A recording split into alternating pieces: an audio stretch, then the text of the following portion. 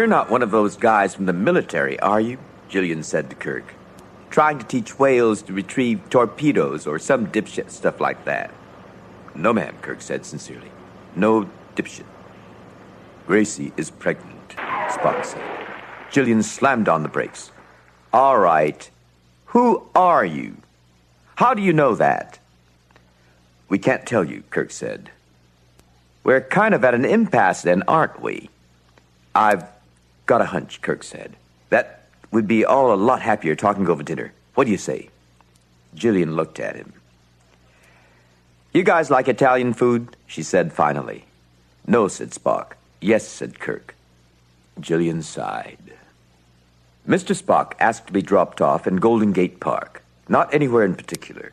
Just in a meadow on Kennedy Drive. Jillian gave up trying to figure him out. Maybe she would have better luck with Kirk. At the restaurant, Kirk gave every indication of never having been in a pizza place before. Jillian ordered for them both. You're upset about losing the whales, Kirk said. You're very perceptive. She tried to keep down the sarcasm. How will you move them, exactly? In a special 747, they'll be radio tagged. I could take those whales where they wouldn't be hunted. Jillian laughed. You, Kirk? You can't even get from Sausalito to San Francisco without a lift. If you have such a low opinion of me, Kirk said, how come we're having dinner? I told you, Jillian said, I'm a sucker for hard luck cases. Besides, I want to know why you travel around with that ditzy guy who knows that Gracie's pregnant and calls you Admiral. Kirk remained silent, but Jillian was aware of his gaze. Where could you take them? It isn't so much a matter of place, Kirk said, as of time. The time would have to be right now. Now? Why is it so important to you? Who are you? She said. Who do you think I am? I think you're from outer space, she said angrily. Kirk blew out his breath. No, I really am from Iowa. I just work in outer space. Jillian rolled her eyes toward the ceiling in supplication. I knew outer space was going to come into it sooner or later. Okay, the truth. I'm from what, on your calendar, would be the late 23rd century. I've been sent back in time to bring 2 humpback whales into the future in an attempt to repopulate the species. He waited for her reaction, which was disbelief. Do you want the details? Are you kidding? I would miss this for all the tea in China. Then tell me when the whales are leaving, Jim said. Jesus, you are persistent, Jillian said. Okay, we're going to let them go at noon tomorrow. Noon? He said, stunned. Tomorrow? Yeah. Why is it so important to you? The waiter brought their pizza. Who gets the bad news? He said, offering the check to the air between them. Kirk looked up at him blankly. Jillian took the bill. Don't tell me, she said. They don't have money in the 23rd century. Well, we don't, he said, distracted. Come on. I don't have much time. He stood up abruptly and headed for the door. The waiter watched Kirk leave, then turned, perplexed, to Jillian. She said, can we have this to go? Jillian drove Kirk back toward Golden Gate Park. People have had killer whales in captivity for a couple of decades, she said. Do you have killer whales in your world? Orcas? No, he said. I'm sorry, no. All the larger species are extinct. Orcas are predators. They swim 50 miles a day easy. They have an incredible repertoire of sounds. They talk to each other, a lot. But when you put them in a tank, in a deprived environment, they change. Their range of sounds shrinks. They become aphasic. They stop talking at all. They get apathetic, and then they die. Jillian, that's a shame, but I don't understand. George didn't sing this spring. Kirk reached out, touched his shoulder, and gripped it gently. That's when I realized we had to let them go, she said. They're meant to be wild. Humpbacks migrate thousands of miles every year. They're part of an incredibly rich, incredibly complex ecosystem. If we keep them, I'm afraid the same thing will happen to them that happened to orcas. George didn't sing. Maybe soon they'll both stop playing. And then... Her voice was shaking. She fell silent and looked away. We'll take good care of them. They'll be safe. I want them safe, but I can keep them safe at the Institute till they die. It's freedom that they need. I like you, Kirk. God knows why. And I'd like to believe you. But you see, if you're going to keep them safe, imprisoned, it doesn't matter whether they're here at the Institute or with you. Wherever. Whenever. Jillian, if their well-being depends on freedom, I swear to you they'll be free and safe. No one hunts whales in my time. The ocean isn't polluted. That's where I want to take George and Gracie. Just give me the frequencies of their transmitters. I can't. Not without some proof of what you've told me. That's impossible. You wouldn't want to show me around your spaceship, would you? That wouldn't be my first choice, no. I was afraid of that. She turned in at the parking lot, reached past Kirk, and opened the door. Admiral, she said, this has been the strangest dinner of my life, and the biggest cockamamie fish story I ever heard.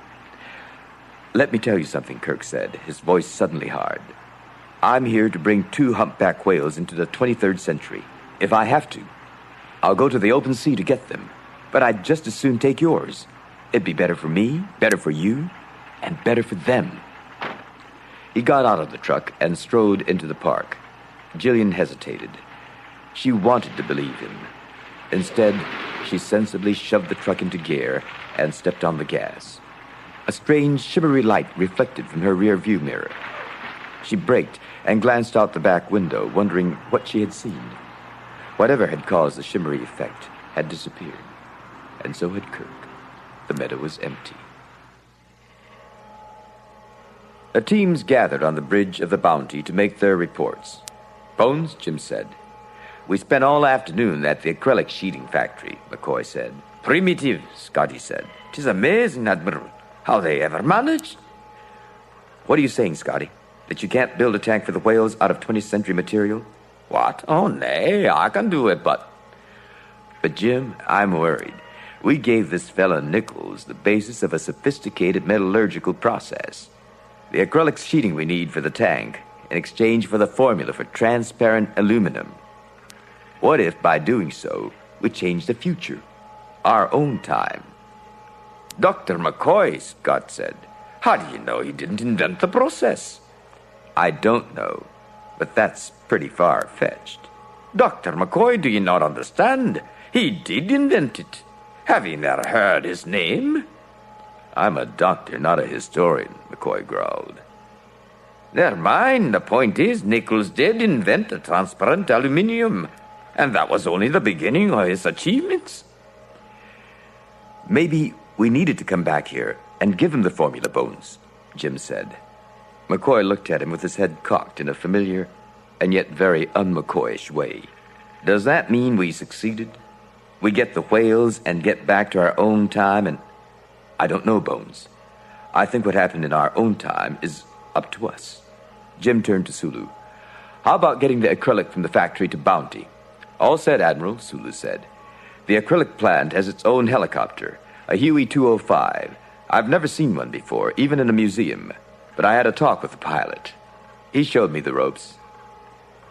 Did you fly it? Sulu grinned. It's like this, Admiral. We agreed that if anybody asks, I've never even been in it. Jim chuckled. I see. Uhura. Pavel and I found the naval base and the aircraft carrier. What about the reactor? Jim asked. I have the coordinates. We can beam in next to it, use it to charge the photon collector, beam out, and come back ready to recrystallize the dilithium. No one will ever know we were there, Chekov said. Very well. Get to it then. Scott, Uhura, and Chekov headed for the transporter room. It appears that the ship will be prepared for the whales, and I have prepared Dr. Taylor's whales for the ship. However, Admiral Kirk has not yet managed to convey the seriousness of our mission to Dr. Taylor. He tried to persuade her with reason, and he tried to persuade her with emotion. Still, she refuses to believe him. At times, human beings can be most contrary. Without her help, without the information only she can provide, we may lose the whales to the open ocean. In that case, I am convinced that Admiral Kirk will attempt to capture whales who have no experience of human people, or, of course, Vulcans. This would amount to the abduction of sentient creatures. I do not believe I can participate in such a plan. Ethical or not, the action would be futile. My calculations indicate that a frightened wild whale could destroy both the tank and the Bounty itself. I went to Admiral Kirk and explained that if we cannot find Dr. Taylor's whales who understand our intent, the probability is that our mission would fail. Instead of accepting the simple facts and discussing our limited possibilities, Admiral Kirk responded most emotionally. He accused me of having no feelings about the end of all life on Earth. As Jim strode angrily away, I spoke his name and reached out to stop him. If he heard my outburst, he did not acknowledge it. I do not understand what caused me to behave in such a manner. Feelings will not aid us in returning to our own time. Admiral Kirk's anger should have had no effect on me. Anger is illogical. It is useless. It leads to confusion and misunderstanding. I know all that. Why then did I myself feel anger toward him? How could James Kirk's reaction cause a Vulcan so much pain?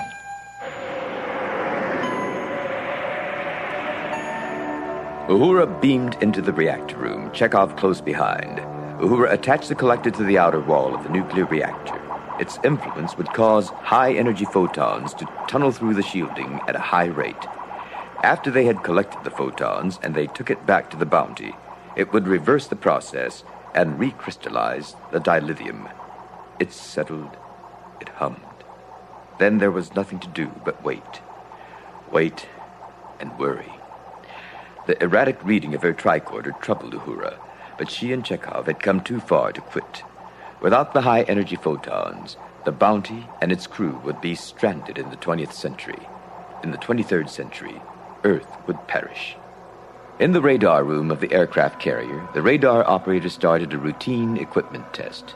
After a moment, it became obvious that the test was not routine at all. He discovered a severe power drain at the reactor. Then, he discovered evidence of intruders. The collector's hum ceased. "Ha," Pavel said. "Finished." Uhura opened her transmitter. "Scotty, we're ready to beam out," Static replied. "Scotty, Uhura here. Come in, please." My transporter power's down to minimum. I must bring you in one at a time. I'll take you first. Stand by. Pavel shoved the collector into Uhura's hands. The beam surrounded her. She vanished. After her strange and troubling conversation with Kirk, the Admiral, Jillian was too keyed up to go home. Instead, she returned to the Institute to spend a final few hours with the whales. In the darkness, she sprinted up the spiral steps. "Hey, you guys!" She did not hear the blow and huff of the whales' breathing.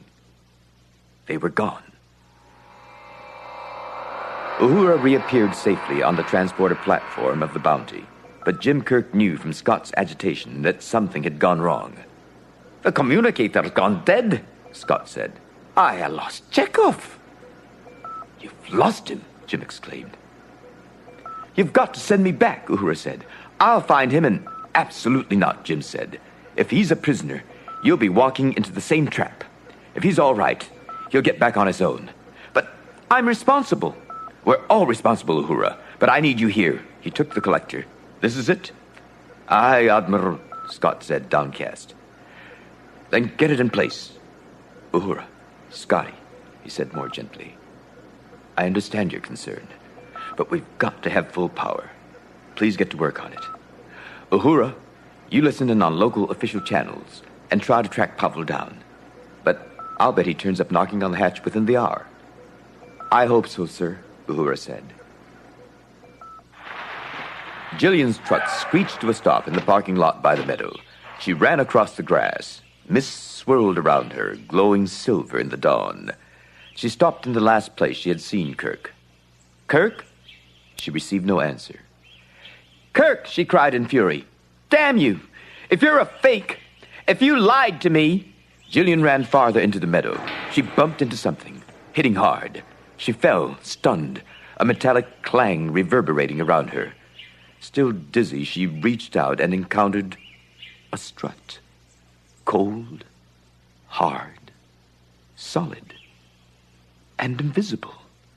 In wonder and joy, she clenched her hand around it and pulled herself to her feet. Suddenly the world blurred and a tingly feeling swept over her. The park faded away. She was surrounded by a bright chamber lit by fixtures of odd, angular construction. The place felt strange.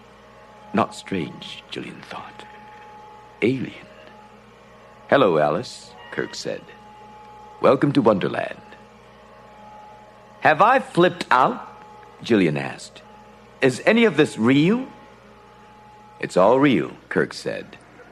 He took her to an echoing enclosed space. Sunlight slanted through the hatch above, reflecting against and refracting through the transparent walls of a huge compartment. A tank.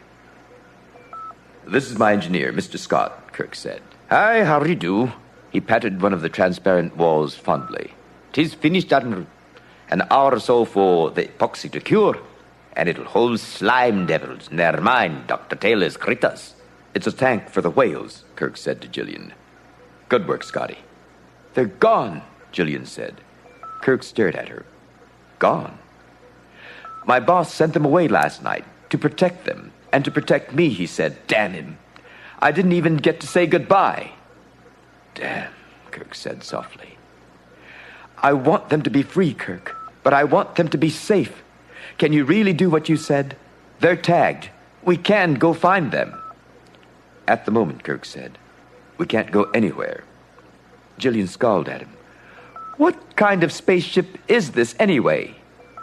"A spaceship with a missing man," Kirk said. Mr. Spock entered the cargo bay. He still wore his white kimono, but he had taken off his headband. Jillian saw his ears and his eyebrows for the first time. "Admiral, the recrystallization is complete. Full power is restored." "Thank you, Spock," Kirk said. "Jillian, you know Mr. Spock." Jillian stared at him agape. "Welcome aboard, Dr. Taylor," Mr. Spock said with perfect calm. A woman's voice, tense with strain, came over the intercom.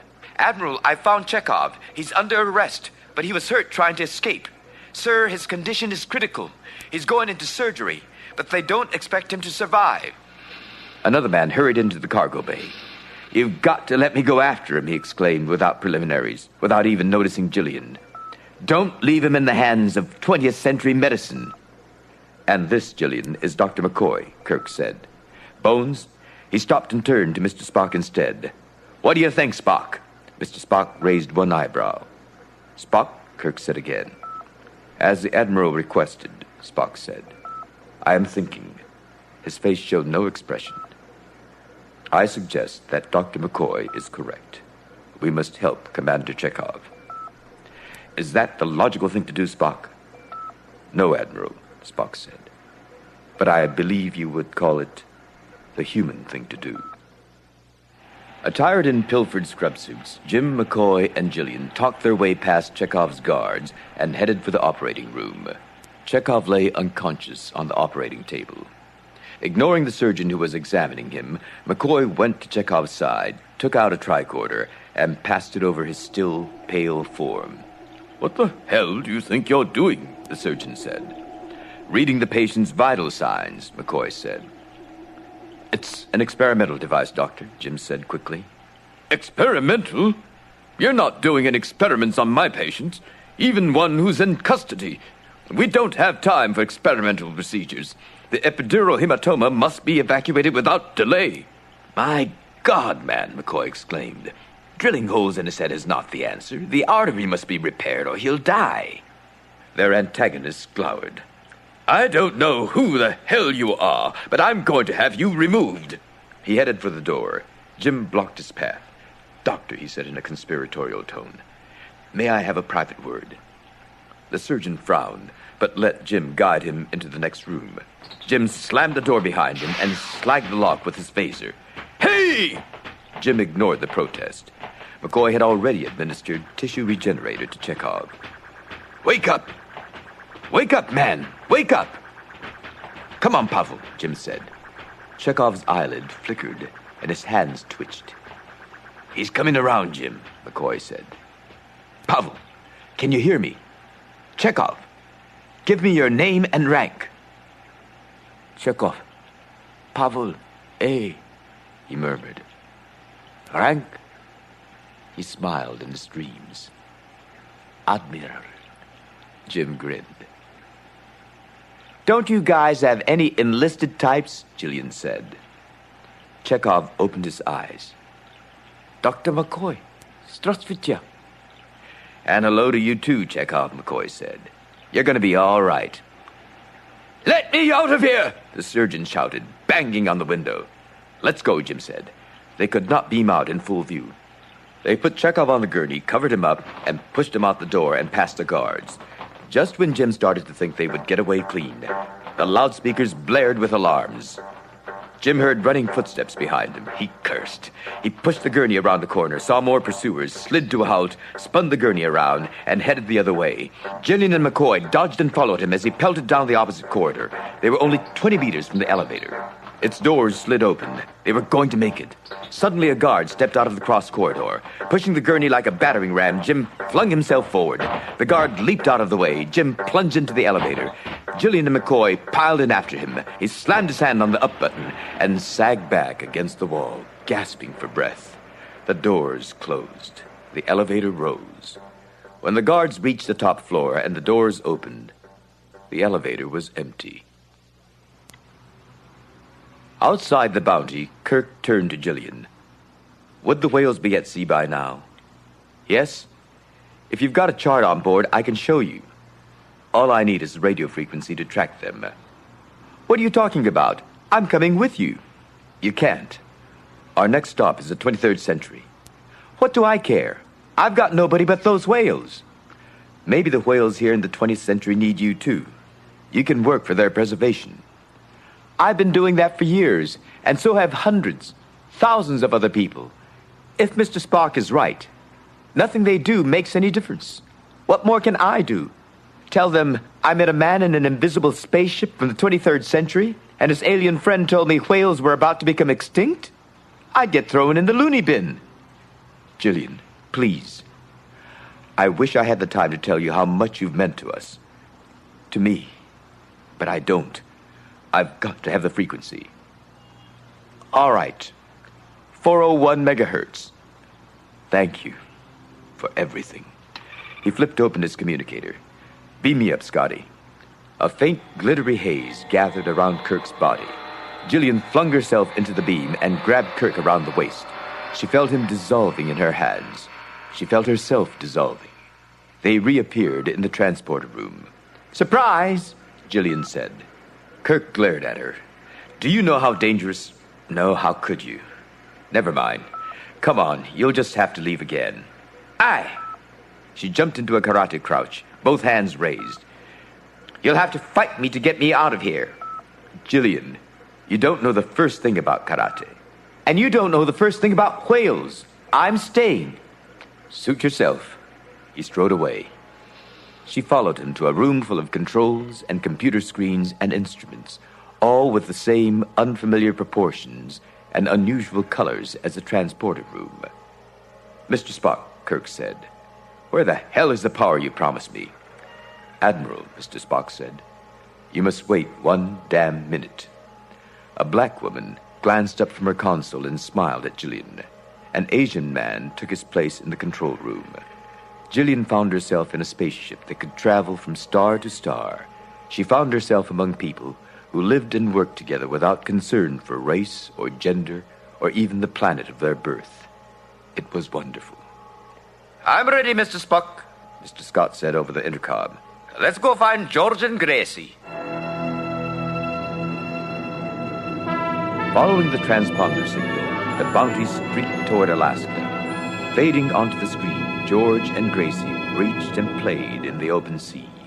Kirk gave an exclamation of triumph. "A seal kit," Chekov whispered. Beyond the humpbacks, a blurrier image appeared. Jillian froze in disbelief. "It's a whaling ship," she said. "Oh my God, we're too late." "Mr. Sulu, full power descent." The blurry image cleared to a crystalline intensity. The whale hunters sighted their quarry and prepared their weapons. The whale boats surged forward. 30 seconds, Sulu said. The whalers loaded the harpoon gun. George and Gracie noticed the ship. 20 seconds. With a languid stroke of his fluke, George propelled himself toward the whale boat. Laughing, the whalers aimed. 10 seconds, sir. The Bounty shot ahead of the whales and dropped between them and the whaling vessel. The harpoon gun fired. The harpoon moved too fast to see. The Bounty reverberated with a tremendous clang. The spent harpoon tumbled away from the view screen and splashed into the ocean. The whale hunters stared all around in confusion and disbelief. "Scotty," Kirk said. "Disengage cloaking device." The Bounty materialized. The gunner flung up his hand to protect himself from the apparition. The pilot slewed the whaleboat so sharply that he nearly swamped it. The boat yawed, straightened, fled. Sulu let out a whoop of triumph. Everyone cheered. "Mr. Scott," Kirk said, "it's up to you now." In the sea below, George and Gracie ceased their playing. They hovered just beneath the surface, watching, waiting without fear. 3, 2, 1. "Admiral," Scott whispered, "there be whales here." The eerie cry of a humpback's song filled the ship. The first song George had sung in more than a year. As the Bounty sped nearer the sun, essential formulae remained unsolved. I attempted once more to calculate our time warp trajectory. Once more, I failed. I did, however, reach a conclusion. I concluded that the task was impossible. Too many of the variables in the equations have changed by quantities that cannot be determined. Dr. McCoy perceived my difficulties. He suggested a solution to the problem, but it is an uncertain solution at best. Furthermore, it requires behavior that is not in my nature. Yet, somehow, this does not trouble me, and I believe I almost understand why Dr. McCoy thought his suggestion so amusing. Certainly, I see the irony of it. He is quite correct. I have no other way of solving the equations. I will have to guess. The sun blazed in silent violence. Its gravitational whirlpool pummeled the fragile starship. "Steady," Spock said. "Now!" Sulu blasted the thrusters on full.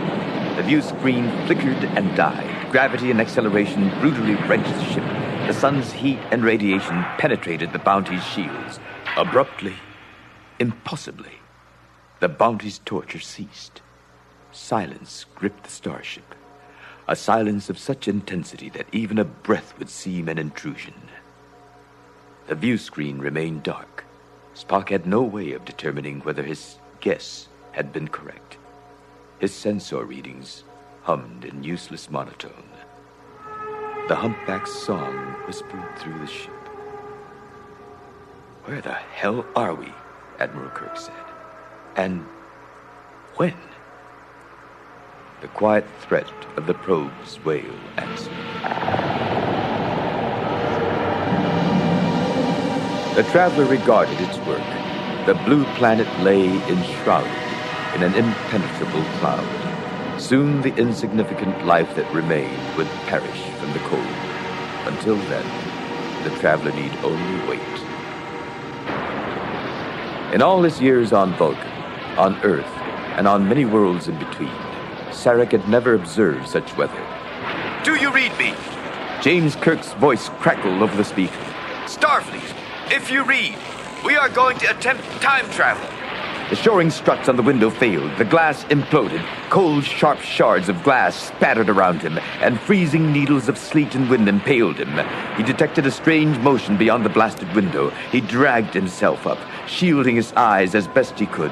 He peered out. "Look!"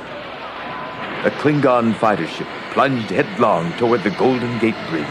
Sarek steeled himself for the explosion and the flames. The ship reached the bridge and skimmed beneath it and safely out the other side. Sulu struggled against the atmospheric turbulence that buffeted the ship. The Bounty plunged toward Earth at terminal velocity. The ship hit with a tremendous wrenching crash. Sulu fought to keep the nose up. A second blow struck. The ship screamed in agony as it skipped across the water like a stone. It crashed again. The third time, it did not regain the air. It plunged and settled. A wave of frigid seawater crashed through the broken bulkheads. "Blow the hatch!" Kirk shouted. "Sulu, get topside! Help the others out! Mr. Spock, see to the safety of all the hands!" "I will, Admiral." Jim waded into the cargo bay. Water rose to his waist. Leaks sprayed around him. With the whole force of his body, he wrenched the release of the hatch. It burst open and water gushed through, sweeping Jillian and Scotty into the corridor. "The whales!" Jillian cried. "They're trapped! To the cargo bay doors, Admiral! They're jammed!" Jim plunged through the hatch. Before Jillian could follow, he closed and secured it. Hyperventilating, Jim waded into the cargo bay. Water sprayed around him. If he failed to release the cargo doors, the whales would drown like any other mammal. He dove. The freezing water clamped around his chest like a jolt of electricity. He swam through the drowned junkyard forest, groping for the controls. He found the panel beneath a tangle of wreckage, dragged it open, and yanked the override. A pressure wave flung him against the bulkhead and drove the air from his lungs. His ears rang. Darkness opened as the cargo bay doors slowly parted beneath him. His lungs screamed for him to swim up, but he had to dive down between the doors to get out of the ship. Finally, he reached freedom, the depths of the open sea. Then he struggled surfaceward, toward air. Just before he broke the surface, a current slammed him against the Bounty, pushed him back under the hull. He fought the sea, but cold and exertion drained his strength. His lungs struggled to expand. Slowly, gracefully, with perfect ease and composure, Gracie eased through the water. She balanced on her pectoral fins like a massive bird. She slid beneath Jim on the powerful stroke of her tail. In desperation, he grabbed her flukes. The whale drew him from the grasp of the current and pulled him free of the ship. At the surface, she gathered herself, arched her back, and flipped Jim to the surface. Gracie sounded and disappeared. Jim gasped for air in the rough sea. All Jim's shipmates clung to the Bounty's hull. Still panting, he floundered through the chop. Jillian and Spock helped him clamber to safety. Unabated, the probe continued its cry. Jim looked for the whales, but they had vanished. "Why don't they answer?" he shouted. "Damn it! Why don't they sing?" A whale song whispered a reply. A second song joined it. Both whales, male and female, began to sing. The control sphere focused and amplified the song. The music soared above the range of Jim's hearing. It fell, droning to a level that he could only feel. He looked up at Jillian. He wanted to laugh, to cry. She was doing both. The probe's call paused. The humpback's song expanded into the hesitation, rising above the crashing wind and water.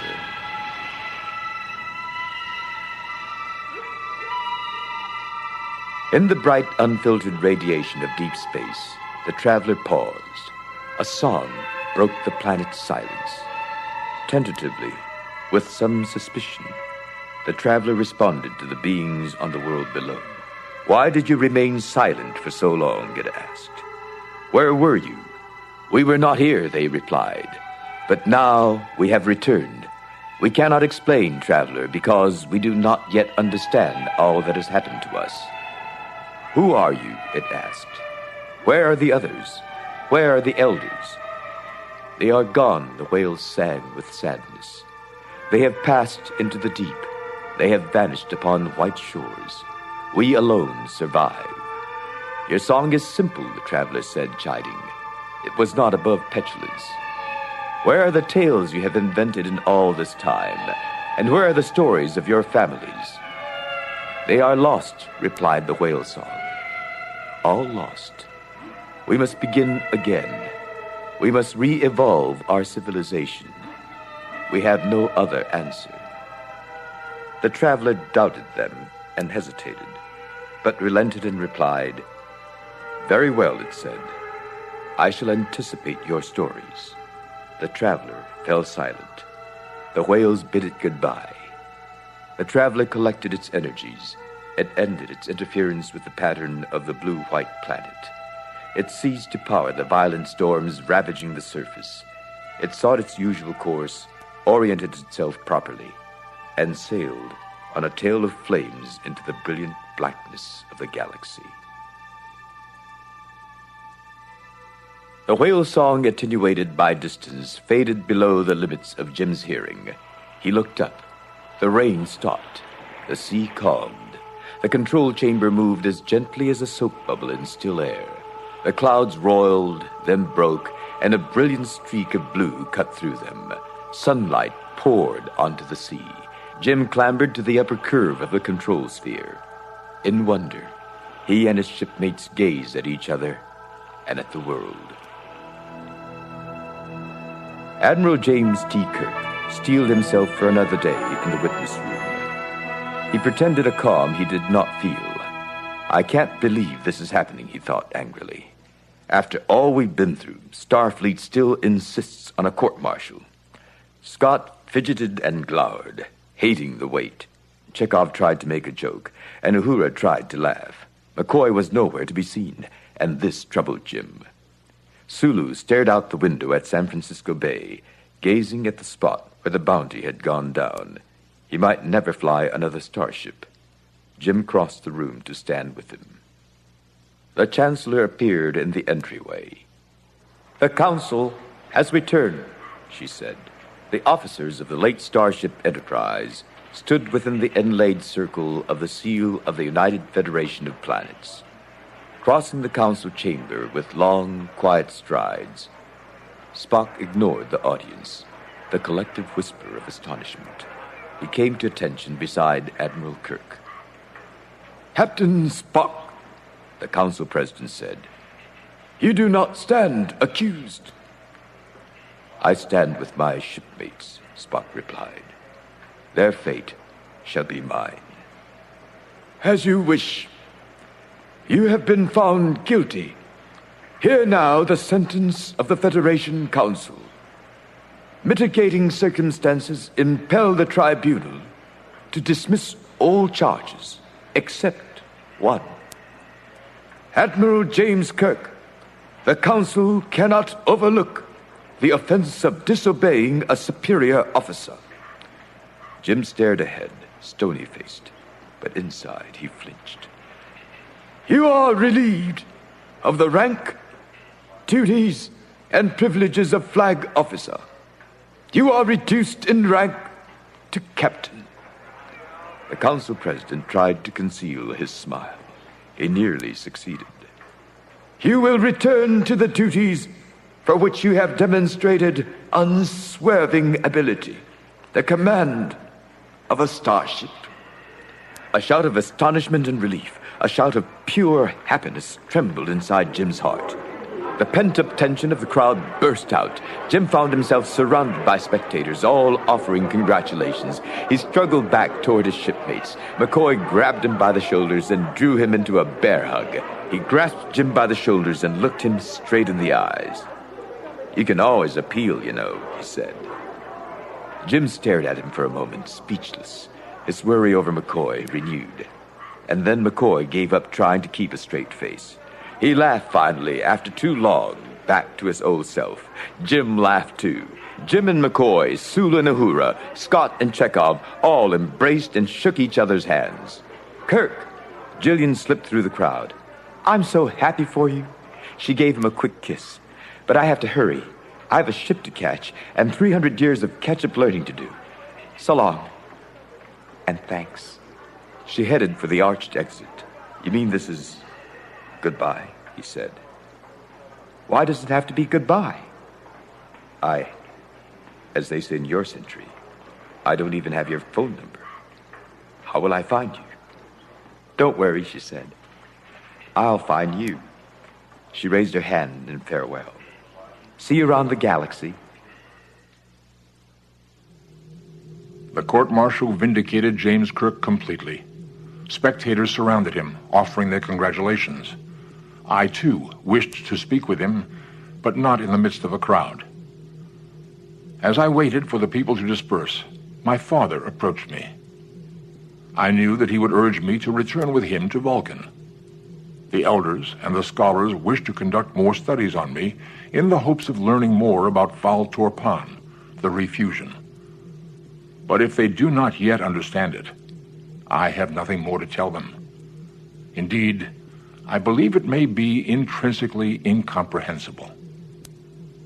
Should I consent to return to Vulcan, it would suit Sarek well. He never approved of my career in Starfleet. He never understood my unwillingness to remain on Vulcan.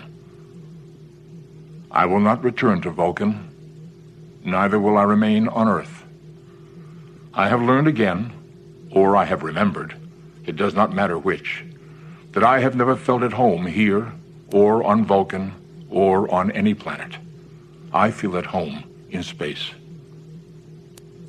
My mother was correct about emotions, as she has been correct about so many other things in the past. I felt exhilaration when my intuitive trajectory returned the bounty to Earth. I felt joy when the sentence of the tribunal returned Jim to space. I felt regret as Sarek approached me that I must disappoint my father again. I have disappointed him so often in the past.